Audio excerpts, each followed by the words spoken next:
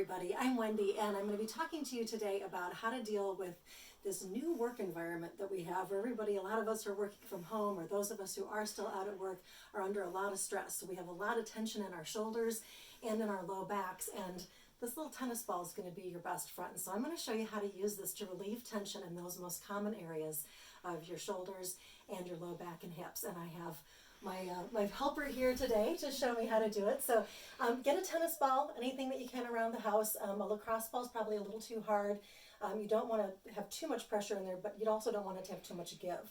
So what we're looking at here is, if I can get you to turn around, we're looking at the shoulder areas. This is what gets really tight. And when you're hurting up through here, it's often because these muscles are the ones that are tight. So we're going to use the tennis ball and start right here on the shoulder blade. So can you move your shoulders forward? You see how our shoulder blades go away from our spine? Now bring them back and they come in. So we're going to work right along that edge, okay? So you find the edge here, and then you're going to turn around and face up against the wall. All right, so you can feel it right in there, kind of between your shoulder blade. You're going to have your feet step just a little bit away from the wall. Nice job there. Have a little bit of a bend in your knees. And now lean back and put pressure into the tennis ball. And you're going to roll up and down just a little bit until you find a spot that feels a little intense. You got one? Okay, sometimes what you need to do is bring this arm across your body to move that shoulder blade away and get kind of under there. Once you find the spot though, relax your arm. Now what you want to do is stay in that spot, okay? You don't want to be rolling around the whole time. The point of rolling is to find the tight spot. The real work happens when you get still. So you have the feeling, right? You know where you are. So then you just kind of check in with the rest of your body. You got a little bend in your knees. Make sure you're not clenching your butt. Make sure your shoulders are dropped. You don't have any other tension in your neck. And then you hang out. This is the hard part. So I usually do this while I've got some TV on or something that's going to help me be distracted enough that I'm willing to stick around long enough, but I can also still be paying attention to what I'm doing. So once you feel that pressure start to let up, now lean back on a little harder. So you're using your body weight. That's why we're doing it up against the wall. All right, so then you go up until it's like, oh, it's intense again. Hang out there for a while. Usually it should start to let go within 30 seconds. If it's not letting go and it still feels tight, it means you're pushing too hard. So you need to ease up a little bit. So you're just kind of on that edge of, like, sometimes we call it the good hurt. It feels like it's doing something, but it's not too much. You can handle it. All right, so now say we've done this for a while. Now don't come all the way off yet. Just ease back up a little bit. Now roll up, down, or to either side just a little bit until you find some more intensity.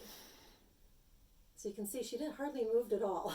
It's like a millimeter or two, and all of a sudden you go, oh, yeah, it's tight again. So now you're going to hang out there. You could spend another 5 minutes in this one spot working away. So I'm going to take this off the wall here and turn you around real quick. And just point out that what she's going to do over time here is to slowly, very slowly, spot by spot, work her way all the way up along the edge of this scapula, the shoulder blade, as far as up as you can go, okay? Doing that up against the wall. And then you would do the other side, okay? All right, so now let's talk about those hips. All right, so turn around if you would. So what we're going to be doing here with the hips is that your spine comes down, and then you get your tailbone. That kind of your spine widens out, your sacrum, and then your tailbone tucks down. And your hip bones go out like this. Where you're trying to go is right where those two things come together. There's sort of an indentation there. And you're going to work your way out underneath your hip bone to the side. All right, on that side, and then here and over there. But again, just like on the shoulders, you're going to pick a spot, roll a little bit till you find the intensity, and then do that. Okay, so I'm going to give you the ball to try this time. It's a little easier to get the ball on where you want it on your hips.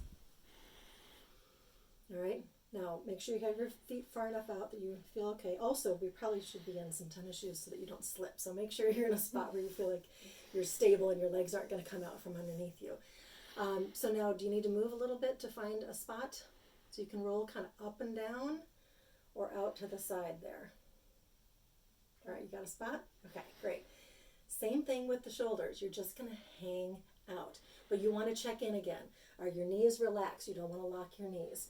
Are your shoulders relaxed? You don't want to be clenching your butt either. Those are all areas where we hold some tension. And you're just going to take your time. One more thing. So I'm going to let you do a little bit there while I explain this analogy that I find helps people a lot. It's like thinking about trying to put your finger through a stick of cold butter. All right? You put your finger on top of the stick of cold butter, it's not going anywhere right away. But if you leave it there over time, the heat and the pressure from your finger is going to melt the butter a little bit. You're going to then go down through the melted part to find the hard part of the butter. And you're going to keep doing that until eventually you go all the way through. That's what you're doing here. You're releasing the fascia. And fascia needs time to release. So you got to have some patience. Hang in there. Find the spot that you want to be on. And really just listen to what your body's telling you. So now if you feel like you've done enough, if you need to go a little deeper, or maybe you need to roll to a new spot, maybe try doing that. It's all little micro adjustments. So you don't want to be jumping all over the place. I'm going to actually have you hop off here and just show real quickly. Have you turn your back. So let's take a couple steps this way here.